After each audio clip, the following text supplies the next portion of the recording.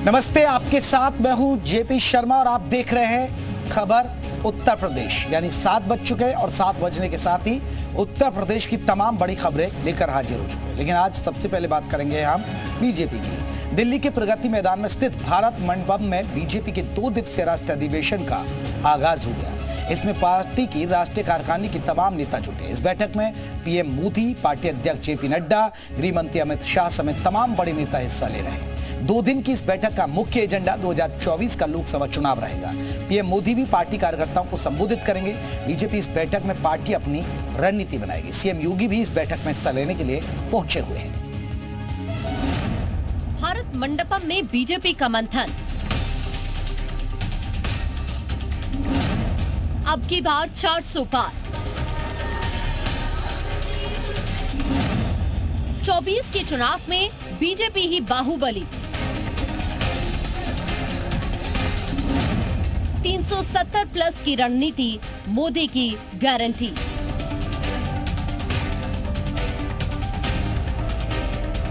लोकसभा चुनाव 2024 की आहट अब साफ तौर पर सुनाई देने लगी है।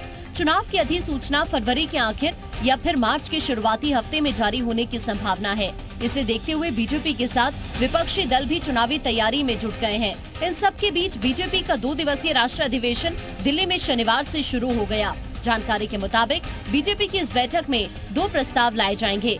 बीजेपी के इस अधिवेशन में 11,500 नेता हिस्सा ले रहे हैं। लोकसभा चुनाव में पीएम मोदी ने पार्टी के लिए 370 सीट जीतने और एनडीए गठबंधन के लिए 400 से ज्यादा सीट जीतने का लक्ष्य तय किया है। अधिवेशन का समापन पीएम मोदी के संबोधन से होगा।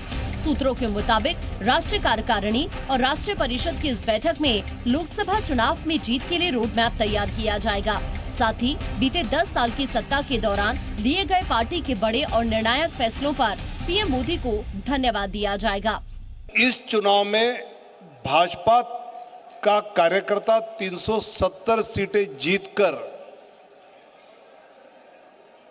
डॉक्टर श्यामा प्रसाद मुखर्जी जी ने जो बलिदान दिया था, डॉक्टर मुखर्जी जी को ये 370 सीटें जीतकर भारतीय जनता पार्टी का हर कार्यकर्ता श्रद्धांजलि अर्पित करेगा। वहीं सूत्रों के हवाले से खबर आ रही है कि बीजेपी अधिवेशन में राम मंदिर प्राण प्रतिष्ठा को लेकर एक प्रस्ताव आ सकता है। इससे पहले संसद के बजट सत्र में भी प्रस्ताव आया था। इसके अलावा मोदी कैबिनेट में प्रस्ताव आया था। ऐसे में बीजेपी के राष्ट्रीय अधिवेशन में भी राम मंदिर से संबंधित एक प्रस्ताव आ सकता है। इसके अलावा विकसित भारत संकल्प, आर्थिक शक्ति से संबंधित राजनीतिक आर्थिक प्रस्ताव भी आ सकता है।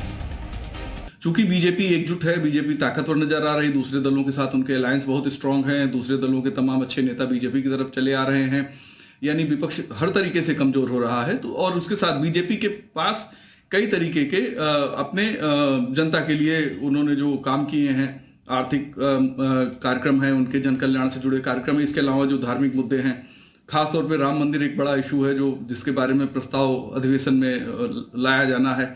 तो कई लेयर पे बीजेपी काम कर रही है और यही जो बीजेपी की जो ताकत है वो बरकरार है या बढ़ रही है। आपको बता दें कि हर लोकसभा चुनाव से पहले बीजेपी एक बड़ा राष्ट्रीय अधिवेशन करती है। 2014 में लोकसभा चुनाव से पहले भी बीजेपी ने रामलीला मैदान में मीटिंग की थी, जहां नरेंद्र मोदी का ऐसा ऐतिहासिक भाषण हुआ कि 30 सालों के बाद पहली बार भारत में एक स्थायी सरकार बनी है। इसी तरह 2019 के लोकसभा चुनाव से पहले फिर से रामलीला मैदान में पार्टी ने राष्ट्रीय अधिवेशन किया था और ज्यादा संख्या में जीत के साथ केंद्र में फिर से बीजेपी की सरकार बनी थी। ब्यूरो रिपोर्ट, जी मीडिया।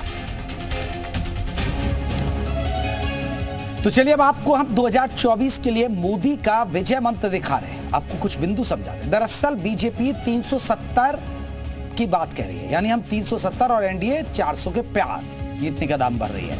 2024 में जीत श्यामा प्रसाद को श्रद्धांजलि हुई, श्यामा प्रसाद मुखर्जी को श्रद्धांजलि ये माना जाए। हर बूथ पर 370 ज्यादा वोट के लिए काम करें, ये टिप्स दिए जा रहे हैं। 100 दिन कार्यकर्ता बूथ को टारगेट करें, यानी 100 दिन तक कार्यकर्ता बूथ को टारगेट करें। पहली बार वोट देने वालों पर ध्यान दिया जाए, जो पहले वोटर हैं, नए वोटर हैं, युवा वोटर हैं।